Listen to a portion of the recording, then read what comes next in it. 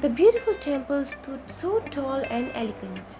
The white marbles were sparkling, and the lights just made the tomb of the temple such a pleasant thing to see. People from all backgrounds came to see the temple. The temple was very popular among not only the locals but also people from other states and countries.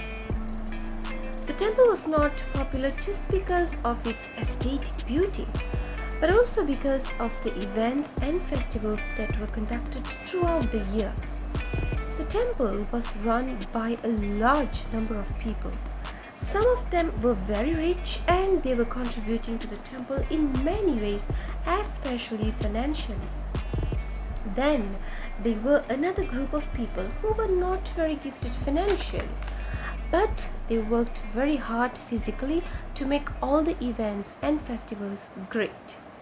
However, there were always some sort of clashes happening between these two groups in terms of ideas and opinions.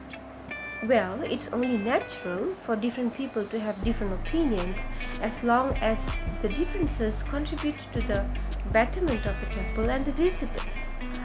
But the issue is actually power. Everyone wants to be the boss, the leader. Nobody wants to listen. The healthy competitive spirit was gone. It was pure envy and arrogance. How could these things happen in such a divine place? The Cold War went on for many years. The inheritor of the temple comes there only once in a while to see the temple. He left the temple not only because he loves spirituality, not only because the temple belongs to the grandfather, but also because he believes that the temple has the full blessings of his worshipable Lord. Soon he got to know from one of the committee members about the clashes that have been going on. He immediately arranged for everyone to meet up so that he could settle the issues in a nice way. But as the meeting progressed, he realized that everyone wants to be the leader, the chairperson, the president. Everyone is doing something for the temple not as a service to the Lord, but to prove their capabilities. He was saddened to see how the so-called well-wishers of the temple were only selfish and fame and name oriented. On his way back, he saw a dilapidated school. A school that was once run by the government for less fortunate children. But the parents were so poor that they could not even afford to buy books and other study materials for the children. Then he was thinking of the temple and the school the whole night and the following day. After a few days, he woke up with a clear mind.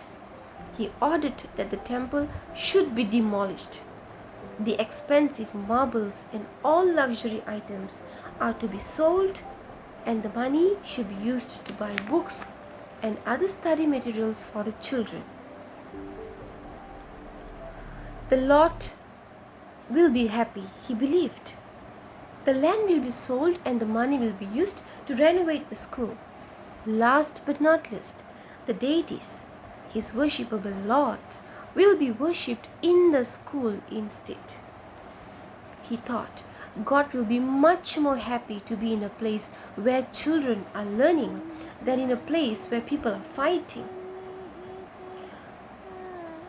Soon enough, the school got back its life and the children started coming back to school.